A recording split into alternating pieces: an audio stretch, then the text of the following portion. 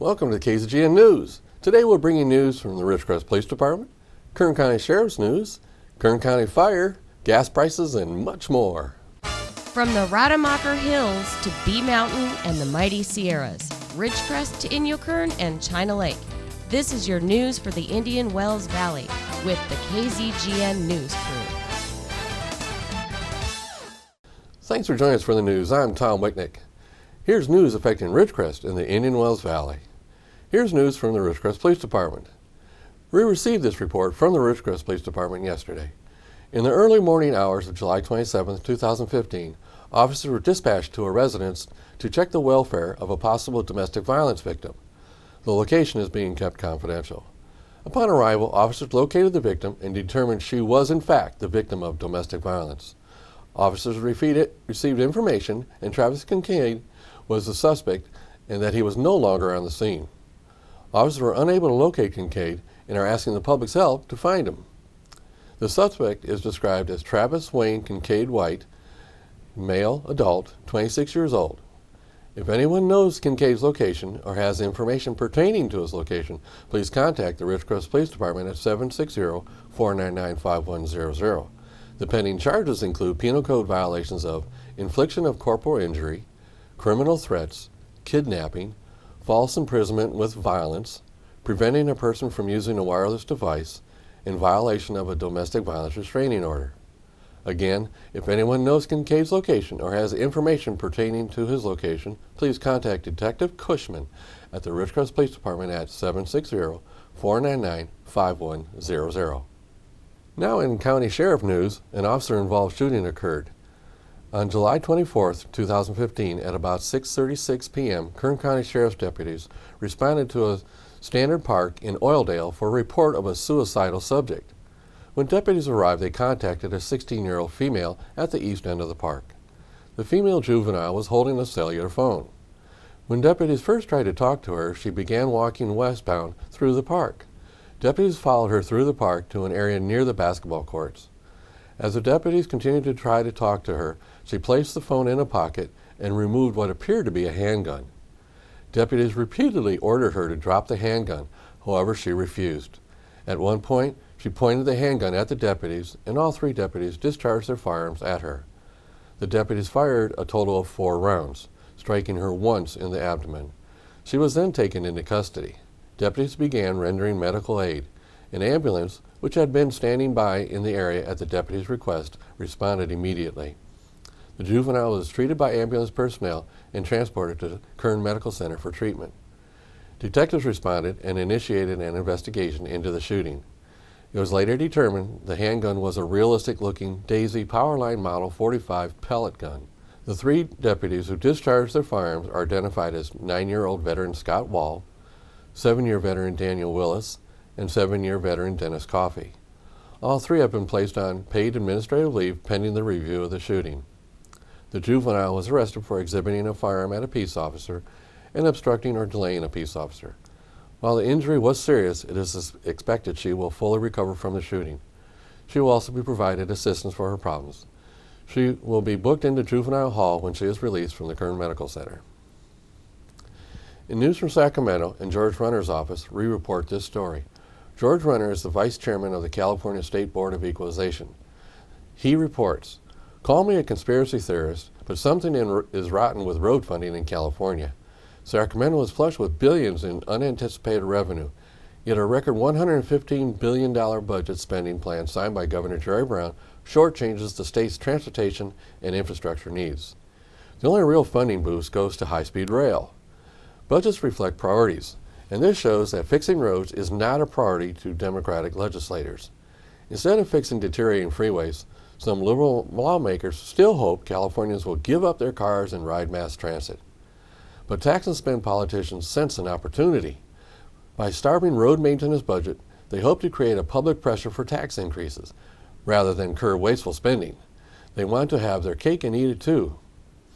It's similar to when the federal government closes the Washington Monument, or school districts force teachers to buy their own supplies.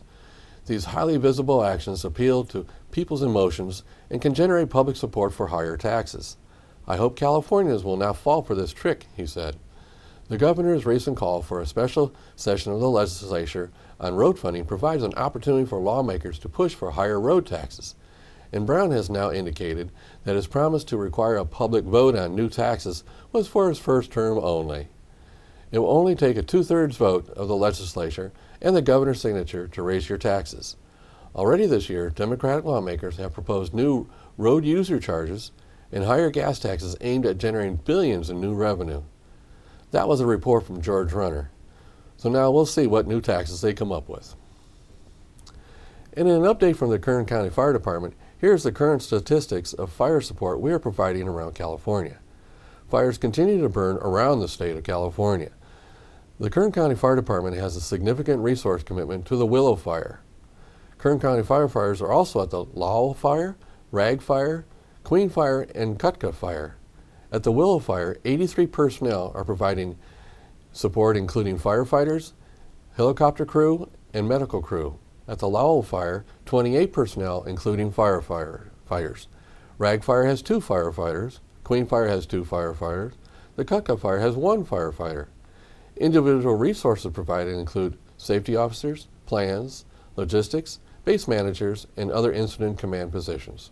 This brings the total Kern County Fire Department to 116 firefighters committed to fires around the state. So we are stretched thin on firefighters right now. Speaking of fires, just yesterday in Ridgecrest we had 2 fires. We had 1 fire in an undeveloped area on the east side of Ridgecrest, on East Ridgecrest Boulevard and County Line Road.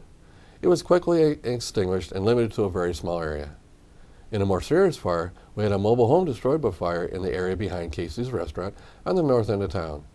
The fire was in the 200 block of Moyer Street. This was a trailer fire that left one of our local citizens homeless. She is safe in a hotel, counting her blessings that she made it out alive. She is in good spirits, but now is facing cleaning up the mess and starting over. If anyone would like to provide her assistance, a donation bin has been set up at Casey's Steaks and Barbecue. 1 firefighter had to be treated for heat exhaustion at the scene. Now stay tuned for more news from the Ridgecrest Police Department and gas prices when we come back.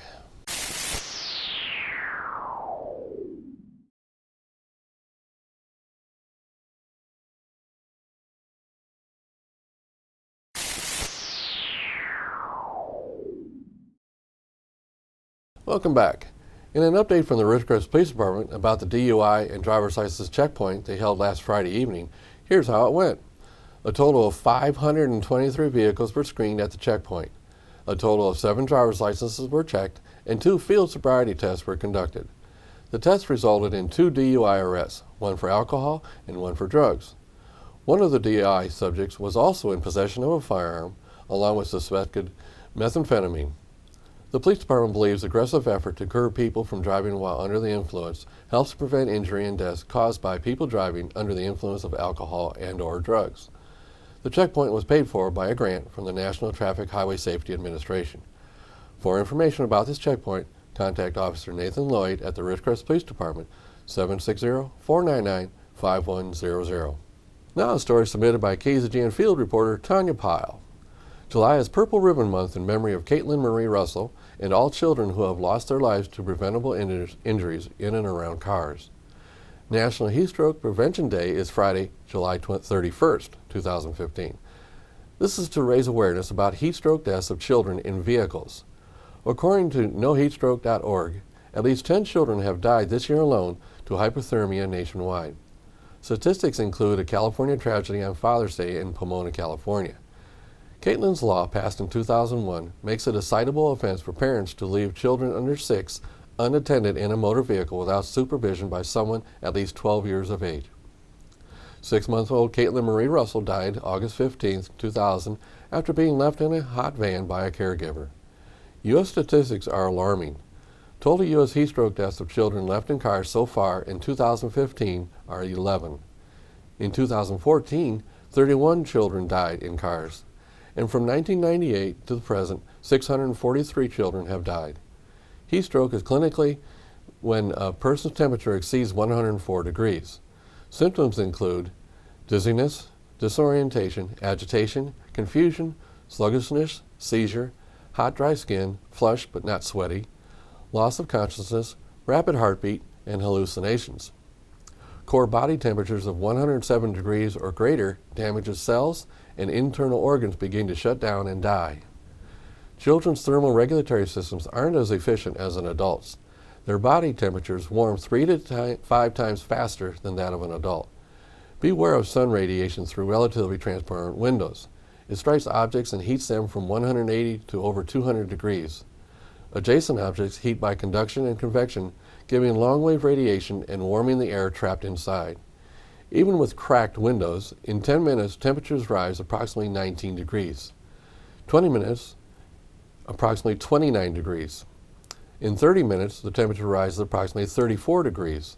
In 60 minutes, it rises 43 degrees. And in 1 to 2 hours, approximately 45 to 50 degrees. Make look before you leave a routine whenever you get out of the car. Never leave a child unattended in a vehicle, not even for a minute. For more about keeping Kern County kids safe, contact Heidi Carter Escudero at 661-633-7104. And if you are in a parking lot and see a child or a pet in an unattended vehicle, call the Ridgecrest Police Department immediately. Don't leave the call for someone else to make. By the time someone else sees it, it may be too late. If you don't have a cell phone, take the vehicle description down, including the license plate number, location of the vehicle, and go into the store and ask them to call the police. Every minute counts when it comes to being trapped in a closed vehicle in our hot sun. Now an update on the new state of home construction going on in Ridgecrest. I've heard that many people believe that no new homes are being built in Ridgecrest, so I decided to just go out and see for myself. I drove around town last Saturday just to see what I could find out there. I just stayed on major streets and came across these new buildings being built. What I found was very encouraging. Up in College Heights, I found Desert Haven is doing a large addition to their facility. They are adding another 34 beds to their capability. Also up there, Maravilla is getting ready to break ground on their second phase. And the next one up is actually building 4 new homes and shows signs of more to break ground. A couple of them even have sales pending signs already. Further up College Heights Boulevard, I found 2 more really large homes being built. I had one local real estate person tell me a couple years ago that there is no market for a home in Ridgecrest over $300,000. Well, in this drive around, I bet at least half of those were over the $300,000 threshold. In addition to homes in the College Heights area, I found new starts in the Ridgecrest Heights area, a development at Downs and Las Flores, as well as a couple more homes in the north end of the city. Again, these were the ones I found just on a quick drive around town. I did not go out into the county area west of Ridgecrest. The real estate market is doing okay here, and with prices so low, now is a great time to buy. So, as the baby boomers retire from the base and stay here for retirement, and the incoming new engineers come here to start their careers, it seems this is affecting the real estate market in a positive way. And in just the last year, I've personally met 2 senior couples that moved here for access to our medical services. One couple moved here from Tonopah, Nevada, and another from Bridgeport, California. So even our medical services encouraged some people to move here. Now in KZGN's continuous effort to provide news and information you've asked for, here are today's local gas prices. Well, prices are staying high. There was speculation that prices would go down after the July 4th holiday, but obviously that has not happened yet. As of this morning, Ridgecrest is ranging from $3.63 to $4.39. Lancaster is going from $3.85 to $4.29. The LA Valley area, $3.89 to $4.09. And Bishop area, $3.97 to $4.19. We have 4 stations at the $3.63 figure. The next lowest price is at $3.65 at one station. It's more than obvious now. Stay home and shop here. The higher gas prices are 20 cents more per gallon in Lancaster than here. Tune in with us Mondays, Wednesdays, and Fridays for updates. We at KZGN always suggest you shop locally to support our local economy. Remember, when you pay sales tax out of town, you are helping those cities pave their streets instead of here. Now stay tuned for weather and sports after the break.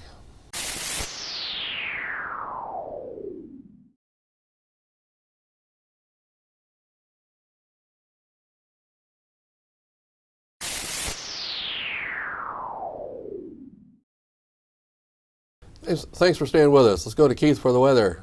Thank you, Tom.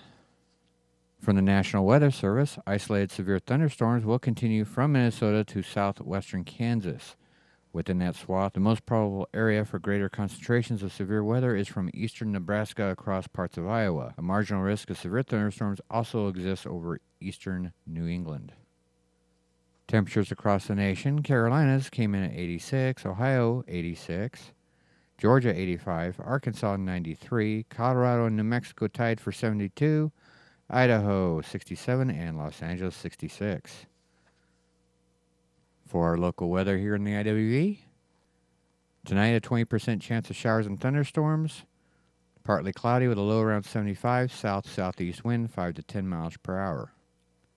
Thursday, 20% chance of showers and thunderstorms, partly sunny and hot with a high near 100, light and variable wind east 5 to 10 miles per hour with gusts as high as 15. Thursday night, isolated showers and thunderstorms, but mostly cloudy with a low around 78, south wind 5 miles per hour. Friday, a 20% chance of showers and thunderstorms, partly sunny and hot with a high near 101, calm wind east 5 miles per hour. Friday night, isolated showers and thunderstorms, mostly cloudy with a low around 77, west-southwest wind 5 miles per hour.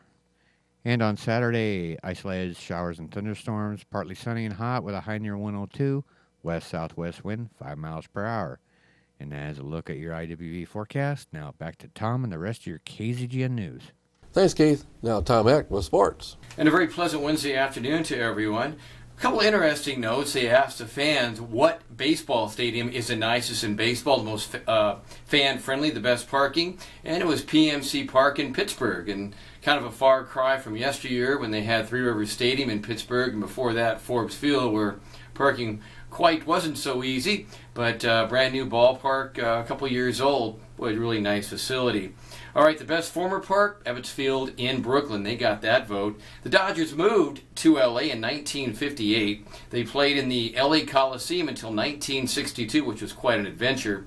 And then they opened up Dodger Stadium in 1962. They've been there ever since. All right.